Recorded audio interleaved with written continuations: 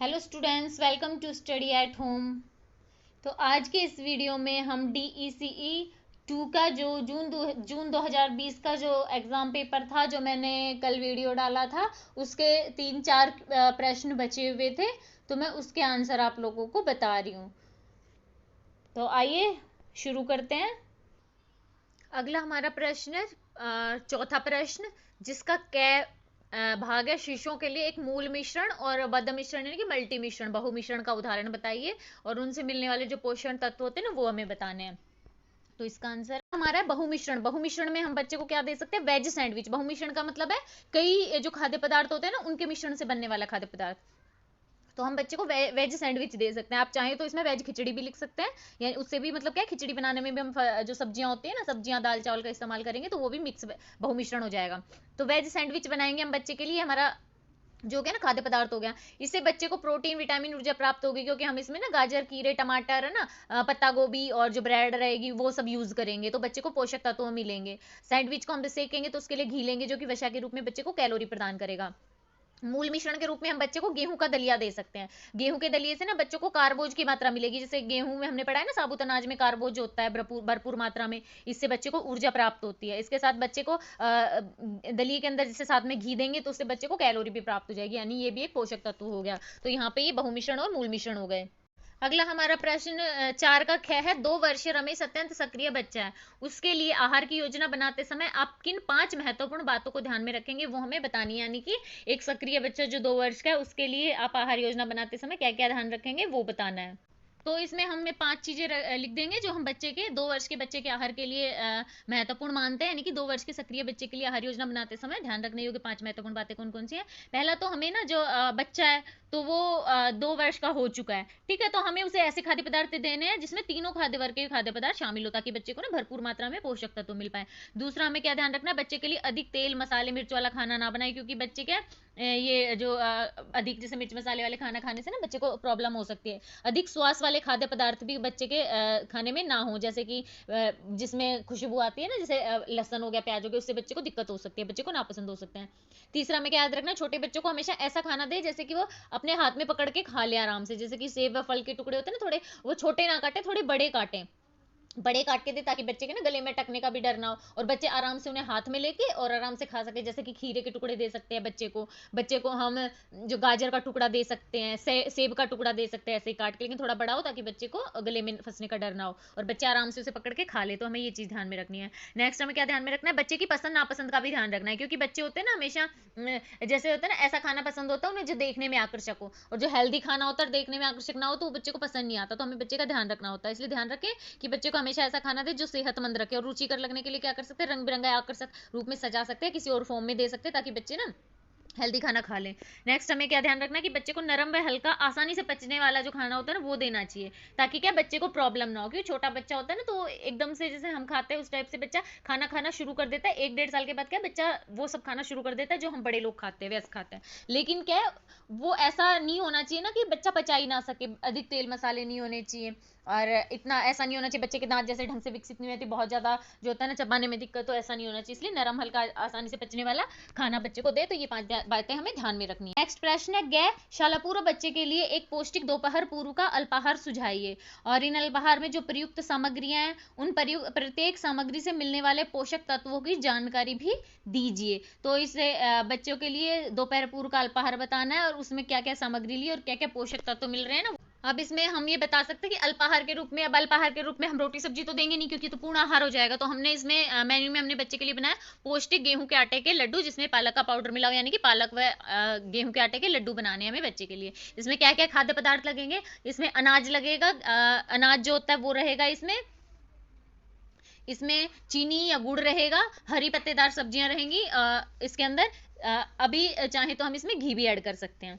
अब इसमें मात्रा कितनी रहेगी इन सब की, इन सब में मात्रा रहेगी, अनाज लगभग अनाज के रूप में जो आटा रहेगा वो लगभग 20 ग्राम रहेगा, घी 10 ग्राम के लगभग रहेगा, चीनी या गुड़ 10 ग्राम के लगभग, हरी पत्तेदार सब्जियां जो है वो लगभग 50 ग्राम के आसपास रहेंगी, जो कि हरा जो पालक होता है ना, पालक का पाउडर रहेगा, पाउडर फॉर्म में रहेगा। अब इससे क्या क्या पोषक तत्व मिलते हैं, अनाज से क्या मिलेगा, कार्बोज मिलेगी जो कि ऊर्जा प्रदान करेगा, हरी पत्तेदार सब्जियों से खनिज लवण में विटामिन मिलेंगे, चीनी व गुड़ से क्या मिलेगा बच्चे को, कैलोरी, और घी से बच्चे को वसा प्राप्त होगी। या आप इस तरह से बना सकते हैं, ये देखिए इस तरह से आपने लिख दिया पूरा का पूरा। या आप इस तरह से मेन्यू बना सकते हैं कि बच्चे के लिए खाद्य पदार्थ है और बच्चे को कौन कौन से खाद्य पदार्थ देंगे और उन खाद्य पदार्थों की मात्रा क्या है और मेन्यू क्या है, हम जो बच्चे को अल्पाहार दे रहे हैं वो मेन्यू क्या है। तो हमें खाद्य पदार्थ क्या क्या रहेंगे, अनाज, चीनी या गुड़, घी, हरी सब्जियां रहेंगी। इनकी मात्रा कितनी रहेगी, अनाज रहेगा लगभग 20 ग्राम, जो 20 ग्राम लगभग चौथाई कप के आसपास, चीनी या गुड़ जो भी देंगे हम 10 ग्राम्स रहेगा लगभग 2 टीस्पून के आसपास, घी हमारा 10 ग्राम्स यानी कि 2 टीस्पून के आसपास, और पालक जो हरी पत्तेदार सब्जियां वो रहेंगी पालक के पाउडर के रूप में 50 ग्राम या 1.5 कप लगभग। और इससे हम क्या बनाएंगे बच्चे के लिए, गेहूं के आटे के पालक मिले हुए लड्डू। ठीक है, आप इस तरह से भी लिख सकते हैं। अब ये दोनों नहीं लिखना आपको, आप ये स्क्रीनशॉट ले लीजिए भले इसका, ये लिख सकते हैं दोपहर पूर्व अल्पाहार के रूप में, या फिर इस तरह से लिख सकते हैं। इस तरह से भी आप लिख सकते हैं तो कोई दिक्कत नहीं होगी, और इस तरह से लिखेंगे तो भी कोई दिक्कत नहीं होगी आपको। हमारा 5वां प्रश्न है, निम्नलिखित के लक्षणों को सूचीबद्ध कीजिए। तो हमें इनके ना लक्षण बताने हैं कि इसके पोषणज जो एनीमिया उसके, और आयोडीनहीनता जन्य विसंगतियां। अब इसके हमें लक्षण बताने हैं और इनके कारण, और गै में इन स्थितियों की रोकथाम कैसे की जा सकती है। तो सबसे पहले हम इसके लक्षण बताएंगे। ओके, ये इसके आंसर है कि हमें पोषणज एनीमिया और आयोडीनहीनता जन्य विसंगतियों के लक्षण बताने हैं। तो जो एनीमिया है उसके लक्षण क्या क्या है, एनीमिया पहले ये लिख देना छोटा सा कि एनीमिया क्या है। एनीमिया का आशय शरीर में जो हीमोग्लोबिन की वजह से जो हीमोग्लोबिन की मात्रा कम हो जाती है ना, उस वजह से जो हमारे शरीर में रक्त यानी कि खून की कमी आ जाती है, उसे एनीमिया कहते हैं। ठीक है, तो ये पोषण की कमी के कारण जो होता है उसे पोषणज एनीमिया कहते हैं। इसे जो एनीमिया है इसके लक्षण निम्नलिखित हैं। पहला लिख देंगे, शारीरिक कार्य करने की जो क्षमता होती है जो होती है वो ना कम हो जाती है, यानी कि व्यक्ति में जैसे कि शारीरिक कमजोरी आ जाती है, वो कोई भी काम करता है तो उसे जल्दी थकान हो जाती है, क्योंकि हार्ट तक ऑक्सीजन नहीं पहुंच पाता, इस वजह से क्या जल्दी थकता है, उसे नींद या तो ऐसे रहेगा आएगी नहीं आएगी तो क्या कम नींद आती है, भूख या तो कम लगेगी या फिर वो खाना ही नहीं खाता, उसे भूख बिल्कुल नहीं लगती है अभी, फिर उस वजह से क्या होता है, कमजोरी आ गई, इस वजह से उसे चक्कर आने लग जाते हैं। तो ये सारे लक्षण दिखाई देते हैं एनीमिया में।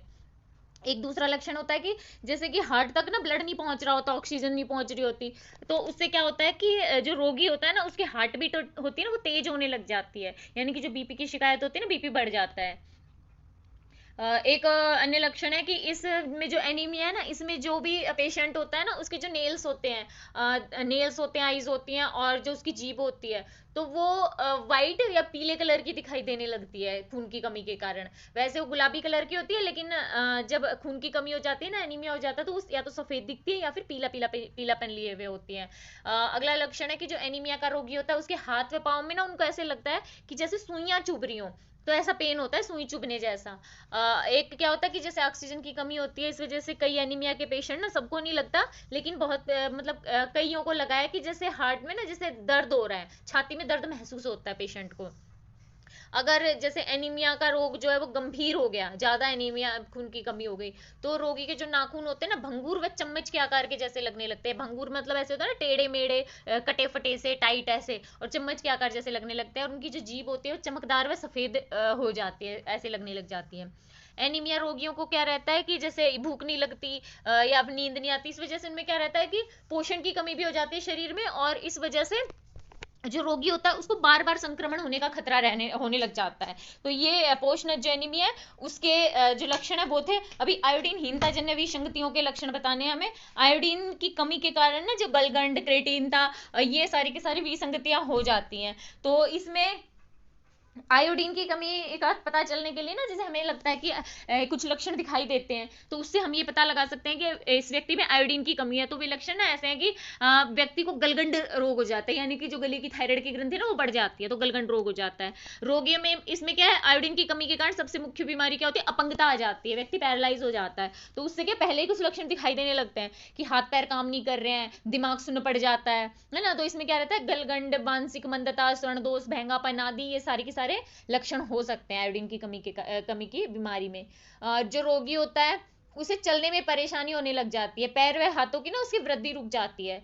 अगर आयोडीन की कमी एक गर्भवती स्त्री में हो तो उसमें क्या कैसे लक्षण दिखते हैं कि या तो उसका गर्भवती स्त्री जब भी गर्भ धारण करेगी तो बार बार गर्भपात हो सकता है। अगर जैसे बच्चा अगर जन्म दे बच्चे को, वो तो या तो बच्चा मरा हुआ पैदा होगा, और अगर फिर भी ऐसे रहे कि हाँ बच्चा जीवित पैदा होगा, तो वो विसंगतियां बच्चे में मिलती हैं कि बच्चे में जैसे हाथ पैर ऐसे सही से काम नहीं कर रहे, या फिर बच्चे में मानसिक मंदता, जो भी आयोडीन की कमी के कारण जो लक्षण होते हैं वो बच्चे में दिखाई देने लग जाते हैं। तो ये इसके कुछ लक्षण हो गए। नेक्स्ट इसी प्रश्न का ख का आंसर देना है। इन स्थितियों के ना कारण बताने हैं, जो एनीमिया और आयोडीनहीनता जो विसंगतियां है ना, इनके कारण बताने हैं। तो एनीमिया के कारण क्या है? प्रमुख कारण पहला है एनीमिया का कारण लौह तत्वों की कमी, यानी कि जो शरीर में क्या रहता है कि लौह तत्व जो होते हैं ना, आयरन, उसकी कमी हो जाती है, तो उससे एनीमिया हो जाता है। और इसके दो कारण है, लौह तत्वों की कमी के शरीर में होने के दो कारण है। एक तो आहार की अपर्याप्तता, और दूसरी है लौह तत्वों का क्षय या लौह तत्वों की कमी होना शरीर में। अभी आहार में अपर्याप्तता का मतलब क्या रहता है? जैसे कभी कभी क्या रहता है कि हमारे शरीर को ना जितनी जरूरत होती है उतनी जरूरत में आयोडीन मिल नहीं पाता है, क्योंकि कई कई बार क्या रहता है कि जैसे बच्चे होते हैं वो भाग दौड़ ज्यादा करते हैं, तो उस टाइम बच्चों को आयोडीन की मात्रा अच्छी होती है ना। बाल्यावस्था में बच्चों को ऐसे रहता है ना, क्रियात्मक कार्य, शारीरिक क्रियात्मक कार्य ज्यादा करते हैं।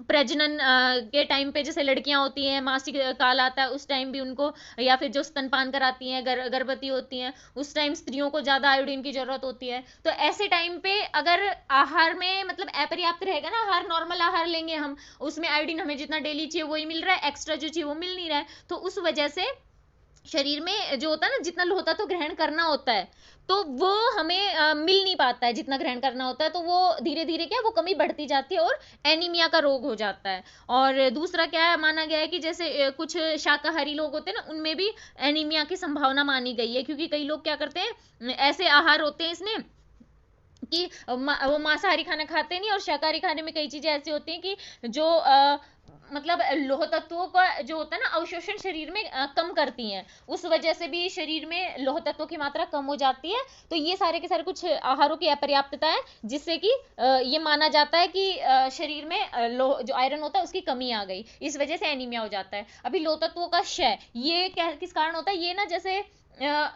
एक जैसे स्त्री है, लड़की होती है, जैसे मासिक धर्म के टाइम होता है, तो उस टाइम जैसे कि ब्लड रिलीज होता है, तो ब्लड के साथ जो वो शरीर में जो भी आयरन होगा ना वो निकल जाता है, तो शरीर में उस टाइम एक्चुअली उसे बराबर फिर चाहिए और नहीं मिलेगा, तो क्या है जो शरीर में है वो निकल रहा है, आयोडीन है, तो वो जो आयरन जो होता है, एक्स्ट्रा आयरन जो होता है वो निकल रहा है, तो उसकी कमी आ जाएगी शरीर में। तो या तो आहार वगैरह से आहार की जो अपर्याप्तता है, तो उसे आहार को पर्याप्त करके और फिर उसकी क्षतिपूर्ति की जाए, है ना। अगर वो नहीं होगा तो फिर शरीर में जो आयोडीन हमारे शरीर में थोड़ा बहुत स्टोर होता है वो निकलता जाएगा साथ के साथ। दूसरा क्या रहता है, कई बार क्या रहता है कि किसी को चोट लग जाए, एक्सीडेंट हो जाए, दुर्घटना हो जाए, उसमें क्या रहता है इतना ब्लड लॉस हो जाता है घाव में, चोट में, है ना, तो उस चोट के कारण इतना ब्लड निकल जाता है कि उस वजह से भी शरीर में जो लौह तत्व होते हैं ना उसकी कमी आ जाती है, इतना रक्तस्राव होता है। इस वजह से भी लौह तत्वों के शरीर से लौह तत्वों का क्षय हो जाता है, कमी हो जाती है। जो स्त्री होती है वो स्तनपान कराती है, तो वो स्तनपान कराती है ना, तो दूध से जो भी उसके शरीर में जितना आयोडीन या फिर समझ लो कि लौह तत्व हैं, तो वो जब बच्चे को दूध पिलाएगी तो वो दूध के माध्यम से वो जो शरीर के अंदर उसके हैं वो सारे के सारे बच्चे को भी मिल रहे हैं, है ना, तो उसके शरीर से तो वो जा ही रहे हैं, उसके शरीर से तो कमी हो रही है, इस वजह से लौह तत्वों का क्षय होता है। तो कुछ कारण है, इस वजह से भी शरीर में एनीमिया हो सकता है व्यक्ति को। तो ये सारे के सारे इसके लौह तत्वों की कमी के कारण हो गए। दूसरा कारण है एनीमिया का फोलिक अम्ल की कमी। फोलिक अम्ल या फोलिक एसिड एक ही चीज है। शरीर में क्या रहता है, जो फोलिक एसिड होता है वो विटामिन बी कॉम्प्लेक्स का एक रूप है, ठीक है, तो वो हमारे शरीर में जो रेड ब्लड सेल्स होती है ना उसको बढ़ाता है, जो लाल रक्त कणिकाएं होती हैं। तो अगर इसकी क्या कमी हो जाए शरीर में, तो लाल जो रक्त कणिकाएं होती हैं तो वो बन नहीं पाती या बहुत कम मात्रा में बनती हैं, उसकी वजह से क्या रहता है कि ब्लड की कमी हो जाती है, शरीर में एनीमिया बन जाता है। और फोलिक जो अम्ल होता है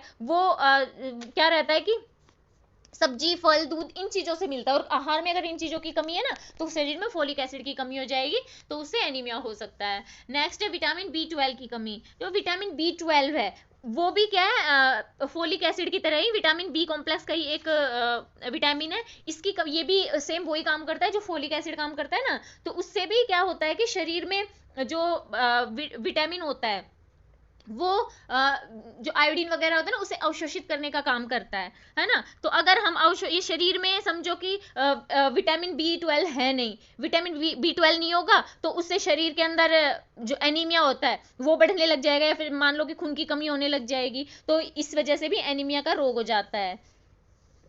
अभी B12 के लिए क्या क्या, जैसे कि जो व्यक्ति मांस वगैरह नहीं खाते ना उनमें भी B12 की कमी हो जाती है, इस वजह से जो आयोडीन का अवशोषण ना कम होता है शरीर में और एनीमिया रोग हो सकता है।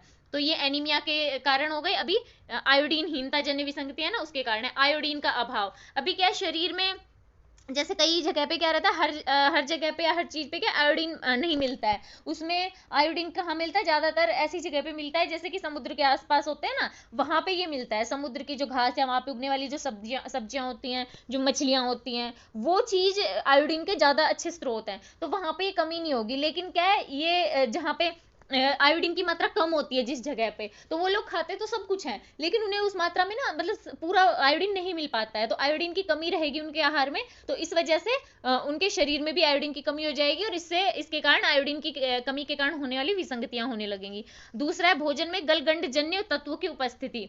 अभी गलगंडजन्य जो तत्व होते हैं वो, उनको कहा जाता है ये तत्व, जो क्या है, जो हमारी थायराइड ग्रंथि है ना उसको प्रभावित करते हैं। तो ये जो तत्व होते हैं ना, ये जैसे ऐसी चीजों में ज्यादा मिलते हैं, जैसे कि पत्ता गोभी, शलगम, पत्ता गोभी के बीज, मूंगफली है ना, सोयाबीन, ये इनमें मिलते हैं। तो इन सब के जैसे कईयों के क्या है, ये सब का इनका सेवन करते हैं ना, तो उनमें क्या रहता है कि शरीर में जो थायराइड ग्रंथि होती है ना उनके गले में, वो बढ़ने लगती है। तो ये जो गलगंडजन पदार्थ होते हैं वो दो वर्ग में माने जाते हैं। पहला तो क्या करता है, पहले वर्ग में तो थायराइड ग्रंथि है ना, उसके आयोडीन में अंतर्बाधा डालते हैं, यानी कि जो थायराइड ग्रंथि होती है ना उस पर प्रभाव डालते हैं। और दूसरा क्या करते हैं कि आयोडीन अणु के परमाणुकरण में हस्तक्षेप करते हैं ये।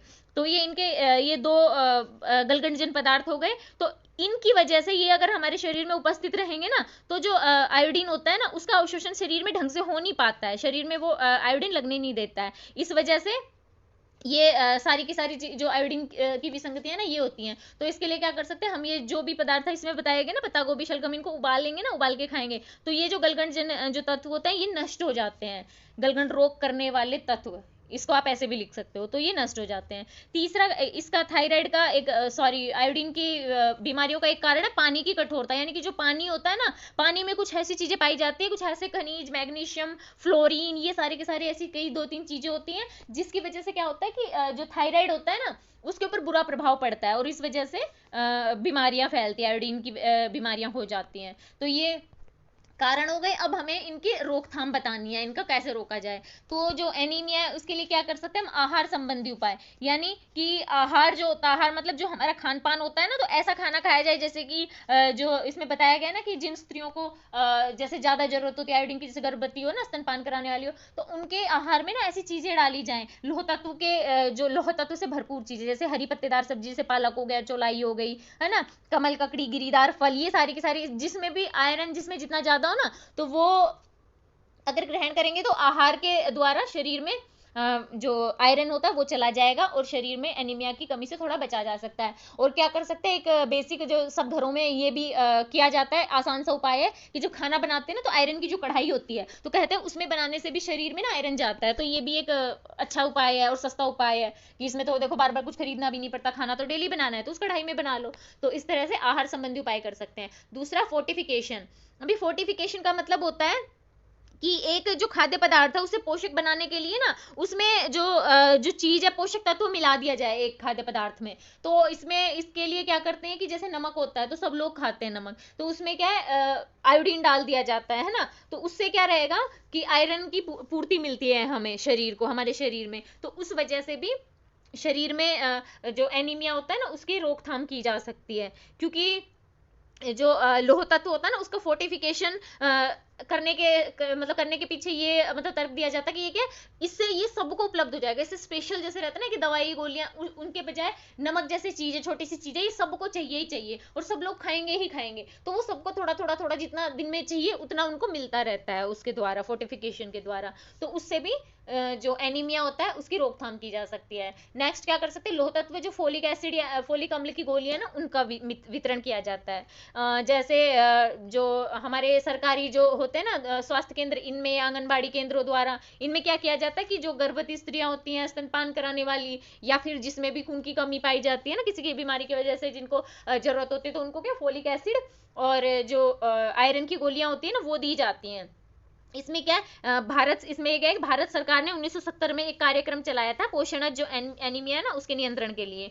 तो उसके अनुसार क्या है, हर एक व्यक्ति को 100 गोलियां दी जाती है। अब वो 100 गोलियां समझो खाएगा, तो 100 गोलियों से कितना फोलिक एसिड और आयरन मिलेगा उसके शरीर को, और उसमें एनीमिया वैसे ही नहीं होगा, खून की कमी वैसे ही पूरी हो जाएगी उसकी। तो ये कुछ उपाय हैं जिनके द्वारा एनीमिया की रोकथाम की जा सकती है। अभी आयोडीन हीनता जन्य विसंगतियों पे कैसे रोक सकते हैं हम इनको, इसमें आयोडीनीकृत नमक का प्रयोग करें, यानी कि जो नमक होता है आयोडीन से युक्त होता है, उसका प्रयोग अगर करेंगे ना, तो सब लोग को जितना दिन में चाहिए उतना उस अनुपात में सबको नमक आयोडीन मिलेगा नमक के द्वारा, और शरीर में आयोडीन की पूर्ति होती रहेगी। दूसरा क्या, सोडियम आयोडाइज व पोटेशियम आयोडाइज की जो गोलियां होती है ना, वो भी लेके और शरीर में आयोडीन की कमी को पूरा किया जा सकता है। ये गोलियां क्या है, खाई जाती है, और कई जगह क्या क्या करते थे कि पहले पानी होता है ना जो पीने का पानी, उसमें मिला दी जाती है ये दवा। तो ये दवा मिलाने के बाद क्या होता है, पानी सब पिएंगे, पानी पीने के जिस जिस टाइम पानी पिएंगे तो हमारे शरीर में वो ये गोलियों के द्वारा, और जो भी दवा दवा के अंदर जो हमें आयोडीन दिया जाना था वो हमारे शरीर में चला जाएगा। लेकिन ये पानी से जो भी दिया जाता है ना आयोडीन, ये अभी थोड़ा कम हो गया,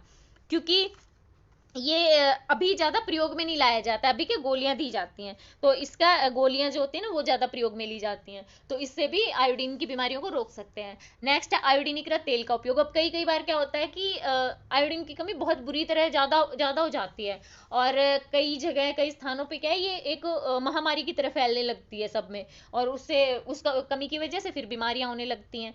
तो इसकी रोकथाम के लिए क्या कर सकते हैं, एक ना जो आयोडीन का तेल होता है उसका टीका लगाया जाता है इंजेक्शन के रूप में, जिससे क्या रहता है, जिसे टीका लगेगा उसे 3 से 5 साल तक आयोडीन की खुराक मिल जाती है, और फिर उसे आयोडीन की कमी नहीं होती है। 1 ml का इंजेक्शन होता है, खुराक होती है, फिर उससे में 3 से 5 वर्ष तक वो आयोडीन की बीमारियों से सुरक्षित रहेगा, और उसके बाद फिर उसको दोबारा वो लगवा सकते हैं। वैसे इसका ये क्या है, ज्यादा थोड़ा खर्चीला होता है, तो ये सब लोग नहीं अपना सकते हैं, और ये वहां पे ज्यादा अपनाया जाता है जहाँ पे क्या बुरी तरह आयोडीन की कमी हो रही हो। तो ये इनके कुछ पोषणज एनीमिया और आयोडीनहीनता जन्य विसंगतियों की रोकथाम हो गई। हमारा अगला प्रश्न है, छठा छठे का क्या, वृद्धि चार्ट क्या है और बच्चे की निगरानी वृद्धि की निगरानी के लिए इसका प्रयोग कैसे किया जाता है। अभी इसके आंसर में हम देखिए, पहले लिख देंगे वृद्धि चार्ट क्या है। वृद्धि चार्ट क्या, बच्चे के विकास के जो विकास के मापदंड या मानदंड होते हैं ना, उनके अनुसार बच्चे की जो वृद्धि मापते हैं हम, यानी कि वजन या फिर लंबाई की भी वृद्धि बच्चे की नापने के लिए उपयोग में लिया जाता है, वो वृद्धि चार्ट होता है। अभी वृद्धि चार्ट की एक परिभाषा के रूप में हमें लिख देंगे कि समय के साथ साथ भार में हुए परिवर्तनों को अंकित करना व उनको व्याख्यायित करने के साधन के रूप में तैयार किया जाने वाला जो चार्ट होता है उसे हम वृद्धि चार्ट कहते हैं। तो ये इसकी एक परिभाषा के रूप में आप लिख सकते हैं, याद रहा तो। अभी वृद्धि चार्ट है क्या, ये देखिए यहाँ पे इसमें ऊपर की साइड देखिए बच्चे का नाम लिखा गया है, और उसका लिंग रहेगा, माता और पिता का नाम रहेगा, ये सारी की सारी चीजें इसकी मतलब बच्चे के बारे में जानकारी रहेंगी। एक साइड बच्चे का देखिए, ऊपर की साइड ऐसे जा रहे हैं ना, वजन लिखा गया है, बच्चे का वजन, और ये नीचे की साइड ऊपर की साइड देखिए ये लाइनें हैं, ये बच्चे के उम्र को दर्शाती हैं, 1 2 3 4 और 5 साल, 5 साल तक का बच्चा है। और ये जो टेढ़ी लाइनें होती है ना, लाइनें ये दर्शाती हैं कि बच्चे का वजन कितना होना चाहिए। इन 4 रेखाओं के बीच में रहता है बच्चे का, कि ऊपर रहेगा तो सामान्य है ना, नीचे बच्चे का ये पहली श्रेणी, दूसरी श्रेणी, तीसरी श्रेणी, चौथी श्रेणी है ना। अब इसमें ये बनाया गया, ये वृद्धि चार्ट होता है। अगर आप लोगों को याद रहे तो ये इसका स्क्रीनशॉट ले लीजिएगा, और ये वृद्धि चार्ट अपने रजिस्टर में बना लीजिएगा। अभी इस वृद्धि चार्ट को देखकर या इसको भरकर हम बच्चे की वृद्धि पे निगरानी कैसे रखेंगे, हमें वो बताना है।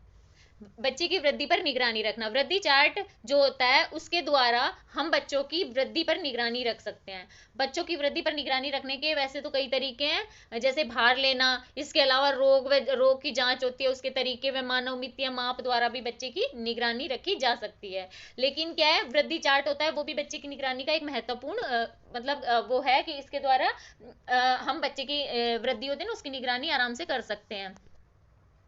वृद्धि चार्ट की प्रमुख विशेषता यह है कि उसका जो ग्राफ होता है ना, वो उसकी विशेषता होता है, जिस पर बच्चे के जो होता है ना भार होता है उसको आयु के अनुसार अंकित किया जाता है, ताकि जो ग्राफ पर वृद्धि की तुलना जो होती है ना, वो हम ये कर सके कि मानक जो वजन है बच्चे का होना चाहिए उतना है या नहीं है, उसका पता चल जाता है। वृद्धि चार्ट पर बच्चे की वृद्धि की निगरानी हम ना कैसे रख सकते हैं, ये देखिए कुछ पॉइंट बनाए हैं मैंने। तो इस तरह से बच्चे की निगरानी रख सकते हैं वृद्धि की। पहले देखिए चार्ट के ऊपर बाई तरफ बॉक्स होता है जिसमें बच्चे का नाम, लिंग, माता पिता का नाम, ये सब होता है, यानी कि बच्चे के बारे में सूचना होती है।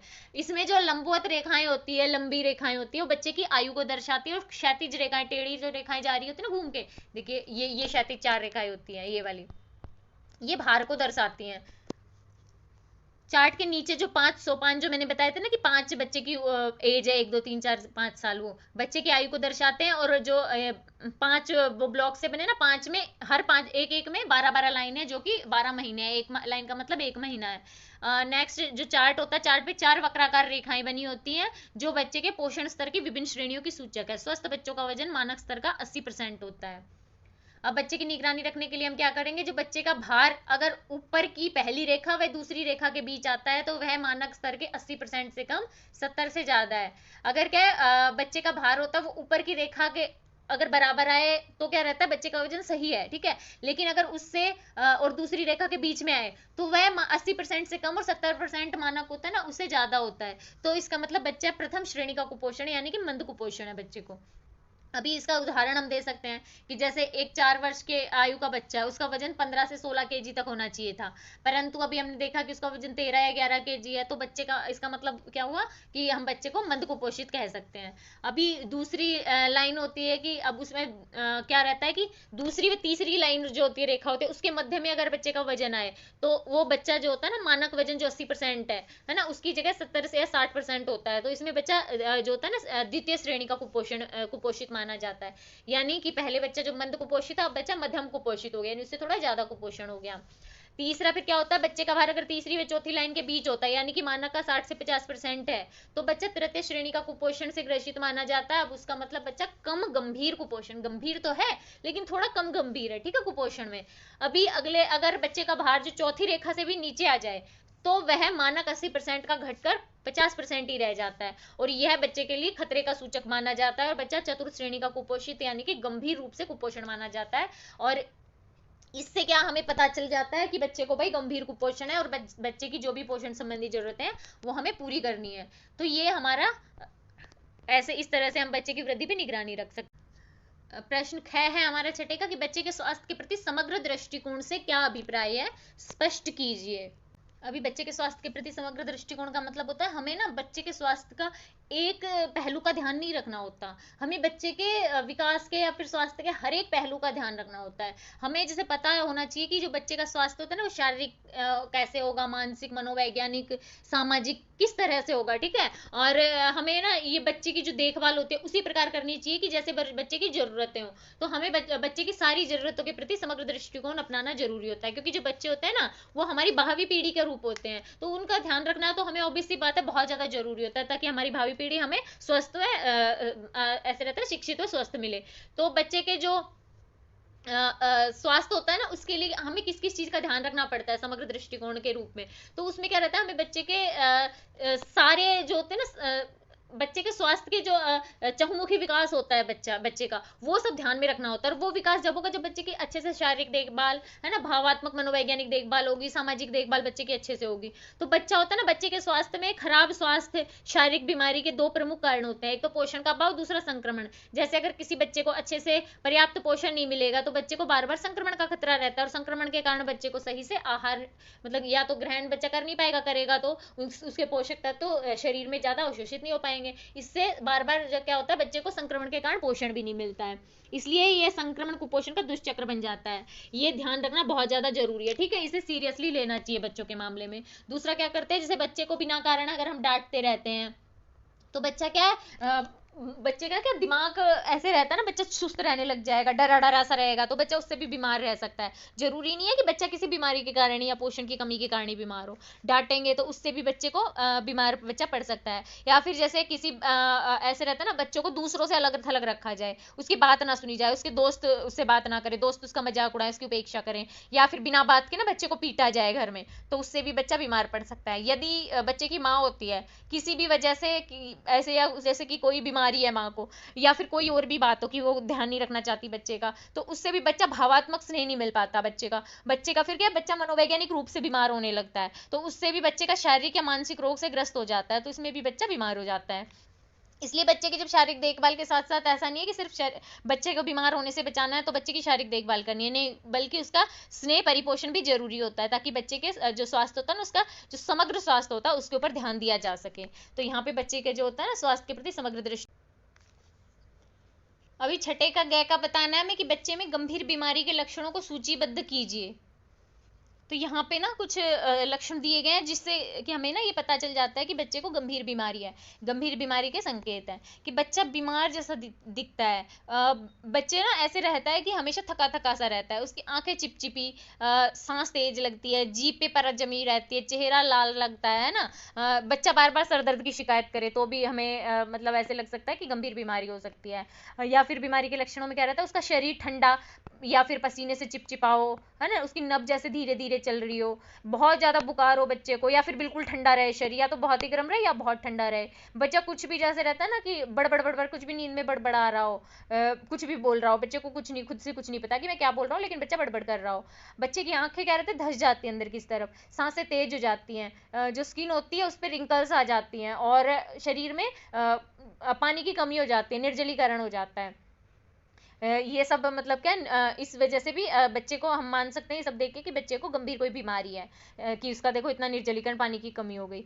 बच्चे को सांस लेने में तकलीफ होती है, छाती जो होती है ना उसमें घरघराहट की आवाज आती है जब सांस लेता है, तो घरघराहट की जो आवाज होती है ना उससे पता लगता है कि जो दमे के लक्षण हो सकते हैं। बच्चा नीला पड़ जाता है, बच्चे का नीला पड़ना हृदय व फेफड़ों की समस्या के कारण हो सकता है, या श्वास नली के रास्ते में रुकावट की वजह से भी हो सकता है, जो कि डिप्थीरिया में भी होता है, जो डिप्थीरिया बीमारी होती है ना उसमें। गर्दन जो होती है उसमें अकड़न हो जाती है, दर्द होने लग जाता है। शरीर में किसी अंग को अचानक से लकवा मार जाए, दौरे पड़े बच्चे को, है ना, 1 मिनट में बच्चा 50 से ज्यादा बार सांस ले रहा हो, यानी कि जो सांस की गति होती है ना बहुत तेज हो जाए। दर्द के प्रति कोई अनुक्रिया ना दिखाए या प्रतिक्रिया ना दिखाए, जैसे कि बच्चे को सुई चुभे, बच्चे को पता ही ना लगे, तो वो भी कोई गंभीर बीमारी का लक्षण हो सकता है। बच्चा बेहोश हो, बार बार लगातार उल्टी आ रही हो, उसमें उसके शरीर में ऐसे घाव हो जिनमें से बदबू आने आती रहे, और बुखार भी हो साथ में, तो ये सारे के सारे लक्षण ऐसे होते हैं जो कि गंभीर बीमारी के लक्षण दिखाई हो सकते हैं। तो ऐसे में बच्चे को तुरंत अस्पताल ले जाना चाहिए, अगर बीमारी ज्यादा गंभीर ना हो तो घर पे देखभाल करें, लेकिन ये लक्षण होते हैं गंभीर बीमारी हो गए तो डॉक्टर के पास तुरंत लेके जाना चाहिए बच्चे को। नेक्स्ट हमारा प्रश्न संख्या 7 का क्या है, बच्चों में निम्नलिखित प्रत्येक के लक्षणों का वर्णन कीजिए। भी 3 बीमारियां दी गई हैं, आंख का संक्रमण, कान की आम समस्या, त्वचा का एक आम संक्रमण। अब ये तीनों संक्रमण या समस्या के हमें लक्षण बताने हैं। तो पहला है हमारे आंख का एक आम संक्रमण। ये आंख का आम संक्रमण क्या है, ये बच्चों की आंख में होने वाला आम संक्रमण है, यानी बच्चे को कभी भी कहीं भी हो सकता है। ये आंखों के निचले भाग के अंदर होता है, जो जीवाणु के कारण व जीवाणुओं के संक्रमण के कारण होता है। इसमें लाल रंग की सूजन आ जाती है, इसे आम बोलचाल या अन्य बोलचाल की भाषा में गुहेरी या अंझारी भी कहते हैं। इस सूजन में ना बहुत ज्यादा दर्द होता है, और ये कई बार फट जाती है ज्यादा पक के, और फटने के बाद इसमें मवाद निकल जाती है, और जब इसमें से पल्स निकल जाती है ना तो उसके बाद थोड़ी दर्द में राहत मिल जाती है। और ये संक्रमण जो होता है बिल्ली का, ये बार बार हो जाता है, ऐसा नहीं कि एक बार किसी को हो गया तो फिर नहीं होगा। ठीक है, अभी हमसे इसमें बस लक्षण ही पूछे गए हैं, लेकिन ये थोड़ा बहुत बड़ा करना अगर चाहते थोड़ा उपचार बस थोड़ा सा इसमें ऐड कर देंगे कि इसमें एंटीबायोटिक दवा की कुछ ड्रॉप आंखों में डालें तो आराम मिलता है, आंखों को ठंडा रखने पे भी सूजन व दर्द से राहत मिलती है। दूसरी है कान की एक आम समस्या। कई बार क्या है, कान में कोई बाहरी वस्तु चली जाती है तो निकल नहीं पाती, इस कारण कान में संक्रमण रहता है। उसके क्या लक्षण रहते हैं कि कान में क्या मवाद बन के बहने लग जाता है कान, और धीरे धीरे धीरे बहता रहता है लगातार। समय पे इसका इलाज ना करे तो कान के जो क्या सुनना थोड़ा ऊंचा हो जाता है, फिर सुनना बंद हो जाता है, कान के पर्दे में छेद हो सकता है। इसके उपचार के लिए क्या कर सकते हैं, बच्चों को तुरंत डॉक्टर के पास ले जाना चाहिए, क्योंकि इसका इलाज ना हम घर पे नहीं कर सकते हैं। नेक्स्ट हमारा त्वचा का आम संक्रमण। इसमें हम लिख देंगे स्कैबिज जो होता है वो भी एक त्वचा का आम संक्रमण है। यह संक्रमण बच्चों में पाए जाने वाला एक संक्रमण है। इसमें क्या लक्षण है इसके, हाथ की उंगलियों होती है ना, उंगलियों के बीच, कलाई, बगल, जांघों के जो अंदरूनी भाग होते हैं और बच्चों के कूलों पे, इन पे छोटे छोटे विक्षत यानी कि चकत्ते से बन जाते हैं, और इन चकत्तों में क्या रेड कलर के होते हैं और इनमें खुजली होने लग जाती है। शुरू में तो ये सूखे होते हैं, बाद में क्या जैसे खुजली करते हैं तो इसको खरोंचते हैं। इसको खरोंचने से क्या है, इसमें ये बढ़ जाते हैं, घाव जैसा भी बन जाता है, इनमें मवाद बन जाती है, और धीरे धीरे करके ये थोड़े शरीर में धीरे धीरे करके बढ़ने लग जाते हैं। ये ज्यादा छोटे बच्चों को नहीं होता, वैसे बच्चों को होता है लेकिन ज्यादा छोटी उम्र के बच्चों को नहीं होता। और जो ये स्कैबिज होता है ये हथेली पे, चेहरे पे और तलुओं पे कम देखने को मिलता है। ये ना स्कैबिज नाम का एक कीड़ा होता है, वो स्किन के अंदर चला जाता है, इस वजह से संक्रमण होता है। और ये संक्रामित बीमारी है, तो ये जल्दी से पूरे परिवार में फैल जाती है। इसके उपचार के लिए क्या कर सकते हैं? बच्चों को नियमित रूप से साफ सुथरे रहने की आदत डालें, रोज नहलाएं धुलाएं, डॉक्टर के पास लेके जाएं, बेंजोएट नाम की एक दवा होती है, वो उसका घोल लें, और डॉक्टर से परामर्श करके उस घोल को बच्चे को नहला के और उसके पूरे शरीर पे लगा दे, चेहरे के अलावा। फिर दूसरे दिन बिना नहलाए बच्चे को फिर से वो लगा दे, फिर तीसरे दिन लगा दें। 3 दिन तक लगातार बच्चे को ये घोल लगाएं दवा का, और चौथे दिन नहलाएं। और फिर बच्चे को जो होता है ना, फिर उसके चौथे दिन बच्चे को नहला दें। अब बड़े लोगों को तो ये घोल सीधा बना के लगा सकते हैं। और जब ये दवा बच्चों को लगानी होती है ना, तो बच्चों को इसमें जितनी दवा मिलाएंगे उतना ही तेल लेंगे, ठीक है? तेल की बराबर मात्रा मिला के लगाई जाएगी। अगर ये बीमारी पूरे परिवार में हो जाए ना, तो पूरे परिवार का एक साथ ही उपचार करना होता है, नहीं तो क्या दोबारा एक का ठीक होगा, फिर दूसरे का होगा, दूसरे का ठीक होगा, फिर जिसे ठीक हुआ उसको फिर से हो जाएगा। और सबके जो रोजाना के इस्तेमाल के सामान जैसे तौलिए, कपड़े, बिस्तर होते हैं, ये सारे के सारे अच्छे से धुले हुए सूखे हुए होने चाहिए, और इन पे धूप लगाई जाए। तो ये 3। नेक्स्ट 7वें कक है, बच्चे की बुखार की व्यवस्था के लिए किन पहलुओं को ध्यान में रखना होगा? अभी हमें बच्चे को जब बुखार हो, तो बुखार के लिए हम इलाज करेंगे ना, तो उसके लिए हमें जो चीज़ें ध्यान में रखनी होती है ना, तो वे निम्नलिखित हैं। जैसे बच्चे को बुखार हो, किसी भी वजह से हुआ हो, उनकी बच्चे का जब बुखार का हम इलाज करेंगे या फिर बच्चे का ध्यान रखेंगे ना, तो किसी भी वजह से वो बुखार हुआ हो, उसका इलाज ना एक ही तरीके से किया जाता है। मतलब बच्चे की देखभाल जो करते हैं ना, तो हमें कुछ खास नियमों का ध्यान में रखना होता है। जैसे पहला है आहार। इसमें क्या रहता है कि जो बच्चा होता है ना, उसे सामान्य मात्रा में आहार देना चाहिए, और अच्छे से गर्म और पका हुआ होना चाहिए, आराम से बच्चा पचा ले। जैसे कि कई बार क्या रहता है कि बच्चा बीमार हो जाता है, तो कहते हैं कि छोटे बच्चे जैसे दूध पीते हैं उन्हें दूध नहीं पिलाते, और बच्चों को ज्यादा खाना नहीं खिलाओ, खाना मत खाओ, भूख नहीं है तो, है ना? तो वो सब नहीं करना चाहिए, बच्चों को सामान्य भोजन देते रहना चाहिए, ताकि क्या रहता है कि बच्चे को कमजोरी नहीं आए, ठीक है? तो ये ध्यान में रखना है। दूसरा, तरल पदार्थों का अंतःग्रहण। अभी शरीर में क्या होता है, बुखार होता है, शरीर में जैसे बच्चा तेज गति से सांस लेने लग जाता है, शरीर बच्चे का गर्म हो जाता है, पसीना आता है, तो इससे शरीर में ना पानी की मात्रा कम हो जाती है। तो इसके लिए बच्चे को ना तरल मात्रा में जितनी चीजें दे सकते हैं ना, बच्चे को देनी चाहिए। बच्चे को हल्की सी चाय दूध मिला के, या पानी, दूध, फलों का रस, ये सारे के सारे दे। अगर बच्चों को उल्टी हो रही है, और हम जैसे बच्चों को कुछ लिक्विड दें, बच्चे ने उलट दिया, तो ऐसे नहीं समझना कि बच्चों को अब कुछ नहीं देना। नहीं, बच्चों को कोशिश करते रहे, जितना बच्चा ले सकता है थोड़ा थोड़ा देते रहे। और बच्चा अगर उल्टी कर दे बार बार, तो बच्चे को डॉक्टर के पास लेके जाएं। तीसरा क्या कर सकते हैं, दवाइयाँ। बच्चे को जैसे अगर ज़्यादा तेज बुखार है ना, तो पैरासीटामोल की गोली दी जाती है। तो बच्चों को आधी मात्रा दवा की दी जाती है, तो आधी गोली जो पैरासीटामोल के होते हैं ना, वो बच्चे को दे सकते हैं। और दूसरी क्लोरोक्वीन की एक दवा होती है, वो बच्चों को दी जाती है। अगर बच्चे को संक्रमण हो गया बुखार के साथ, तो उसमें बच्चे को घाव हो रहा है कोई भी संक्रमण की वजह से, तो बच्चे को घाव को हमेशा ना साफ करके रखना चाहिए, नहीं तो बच्चे को और कुछ ज़्यादा संक्रमण या बीमारियां हो सकती हैं। और अगर बच्चे को जैसे क्लोरोक्वीन दवा है, ये बच्चों को तब देनी चाहिए जब पता चले कि मलेरिया है ना? अगर मलेरिया नहीं है, हमें मलेरिया का नहीं पता चला, तो बच्चों को क्लोरोक्वीन दवा नहीं देनी, उस टाइम बच्चों को सिर्फ पैरासीटामोल ही दवा देनी है। नेक्स्ट है स्वच्छता बनाए रखना। इसमें क्या, जब बच्चे को बुखार होता है ना, उनकी देखभाल करते टाइम ये चीज़ ना बहुत ध्यान में रखनी होती है कि बच्चे के मुंह हाथ को ना हमेशा साफ रखें। इसके लिए क्या कर सकते हैं, पानी को थोड़ा गुनगुना कर लेंगे, उसमें नमक डाल लेंगे, साफ पानी, साफ होना चाहिए बिल्कुल। और उससे बच्चे का कॉटन का कपड़ा लेके उस पानी में निचोड़ कर उससे बच्चे को 2-3 बार साफ करेंगे दिन में अच्छे से। बच्चे के आंख और मुंह पे ना पपड़ी नहीं जमनी चाहिए बिल्कुल भी। तो ये चीज़ हमें ध्यान में रखनी है। और बच्चा होता है, उसके जो दांत होते हैं उनकी सफाई पे भी देना जरूरी होता है, नहीं तो क्या मुंह में भी बच्चे के कुछ भी संक्रमण हो सकता है। कपड़ों का ध्यान रखना है। नेक्स्ट हमें बच्चों को हल्के कॉटन के आरामदायक कपड़े पहनाने चाहिए। ज़्यादा गर्म कपड़े, ऐसे रहता है ना कि बच्चे को ठंडी लग रही होगी, तब बुखार हो रहा है, तो मोटे मोटे कपड़े लपेट दो। बच्चे का शरीर वैसे इतना गर्म है, और उसे मोटे मोटे कपड़ों में लपेट देंगे, है ना, तो बच्चे को ज़्यादा और हीट लगेगी और ज़्यादा बुखार बढ़ेगा। तो इसलिए बच्चों को हल्के कपड़े और आरामदायक कपड़े पहनाने चाहिए। शुद्ध वायु। नेक्स्ट है शुद्ध वायु। शुद्ध वायु में क्या, बच्चे के जो जहाँ पे बच्चे को हम लिटा रहे हैं ना, जहाँ बच्चा आराम कर रहा है, तो वो कमरा ऐसा होना चाहिए जहाँ पे क्या स्वच्छ वायु आराम से आती रहे, धीरे धीरे, मतलब खुली हवा आती रहे। और इतना नहीं है कि तेज हवा नहीं आए, जैसे एक रहता है ना कि खुला बिल्कुल हो, उसके सामने बच्चे को लिटा दिया, तेज हवा के झोंके आ रहे हैं, ऐसा नहीं होना चाहिए। हवादार कमरा होना चाहिए और शुद्ध हवा आनी चाहिए। तो ये कुछ बातें ध्यान में हमें रखनी है बच्चे के बुखार का इलाज करते समय। लास्ट प्रश्न हमारा है 7वें का ग। निम्नलिखित मामलों में आप क्या प्राथमिक चिकित्सा प्रदान करेंगे? यानी कि अगर जैसे कोई कट जाए, घाव हो जाए या फिर जल जाए, तो हमें क्या प्राथमिक चिकित्सा देनी है उसको, तो हमें ये बताना है। पहला हम कटने पे या घाव होने पे क्या प्राथमिक चिकित्सा देते हैं बताते हैं।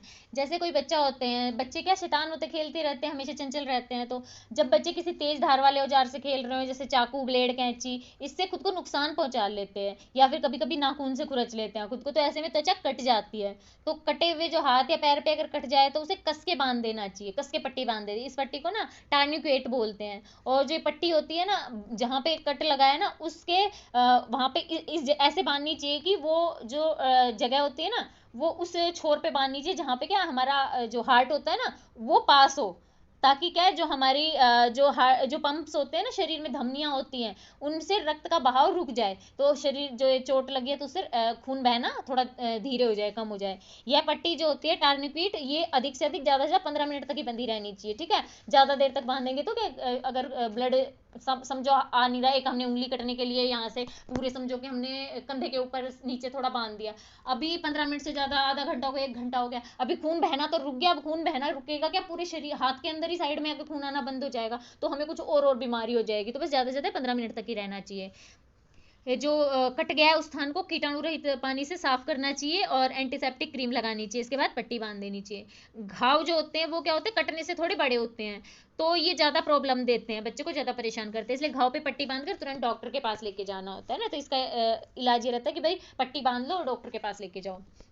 जलने पे हम क्या फर्स्ट एड देंगे, अगर बच्चा आग की लो से जल जाए, उसे छू जाए, गर्म चीजें होती हैं खुद के ऊपर गिरा ले, या खेलता खेलता जैसे स्टोव के ऊपर गिर जाए, बच्चों के पास जैसे बच्चे खेल रहे हो और पटाखे फट जाए बच्चे के पास, तो इससे बच्चा जल जाता है। इससे बच्चे को इतना तेज दर्द होता है कि बच्चा सदमे में आ सकता है। स्किन अगर अंदर तक जल जाए तो उसमें बच्चे के शरीर में क्या पानी की कमी हो जाती है, अंदर तक जल जाता है, घाव बन जाते हैं। बच्चे को शारीरिक नुकसान हो सकते हैं, जैसे कि अंधापन आ सकता है, हाथ पैरों ऐसे ना काम ही करना बंद कर देते हैं हाथ पैर, तो ये कुछ जलने की वजह से बच्चे को दिक्कत हो सकती है। इसके लिए हम क्या कर सकते हैं, प्राथमिक उपचार जो घर पे कर सकते हैं, सबसे पहले जो जले हुए जो पार्ट है ना उसको ठंडे पानी से धोएं। इससे क्या रहेगा, त्वचा जो होती है ना स्किन, उसको ठंडाई मिलेगी। और जो ज्यादा अंदर स्किन के अंदर तक गहराई तक जो होता है ना, जलने से हमें बचा सकता है ये ठंडा पानी। अगर संभव हो तो बर्फ लगा दें जहां से जला है वहां पे। ये सब चीजें हमें जलने के आधे घंटे के अंदर करनी है, तभी कुछ आराम रहेगा, नहीं तो अंदर तक भी जल सकती है स्किन। दूसरा क्या कर सकते हैं, अगर कोई झुलस गए हैं तो उसके ऊपर ठंडा पानी डाले, फ्रिज का जो होता है ना, उससे आराम पड़ता है। अगर अधिक गहराई तक जल जाए तो वहां पे क्या फफोले हो जाते हैं, तो उनका ध्यान रखना है कि फफोले फूटने नहीं चाहिए, क्योंकि वो त्वचा फट जाएगी तो उससे दिक्कत होगी, उसमें पानी निकलने लग जाता है और ज्यादा प्रॉब्लम हो जाएगी और ज्यादा दर्द होगा बच्चे को। तो वो त्वचा अगर फट जाए तो बच्चे को वैसलीन लगा दें, या फिर बर्नॉल जो दवा आती है वो लगा के उसको हल्का सा ढक दें, ताकि उसके ऊपर कीड़े मकोड़े, मक्खी मच्छर जो होते हैं ना, वो ना बैठे। अगर घाव ज्यादा जैसे बच्चे को ज्यादा जल गया, उससे क्या त्वचा सिकुड़ के घाव हो जाता है त्वचा के ऊपर, तो उसमें क्या करता है, त्वचारोपण की जरूरत पड़ती है। इसलिए जैसे जब बहुत ज्यादा जल जाए ना, तो ठंडा पानी डाल के बस प्राथमिक चिकित्सा करके जितनी जल्दी हो सके उतना जल्दी से जल्दी डॉक्टर के पास लेके जाना चाहिए। तो यहाँ पे ये पूरा का पूरा पेपर कंप्लीट हो गया है। आई होप इससे आप लोगों को अपने एग्जाम की तैयारी में कुछ हेल्प मिलेगी। अगर आप लोगों को वीडियो अच्छा लगा हो तो प्लीज़ चैनल को लाइक एंड सब्सक्राइब जरूर कर दीजिएगा। तो मिलते हैं अगले वीडियो में कुछ आपके एग्जाम के लिए कुछ ज़रूरी इन्फॉर्मेशन के साथ। तब तक के लिए आप सब लोगों को अपने एग्जाम के लिए ऑल द बेस्ट।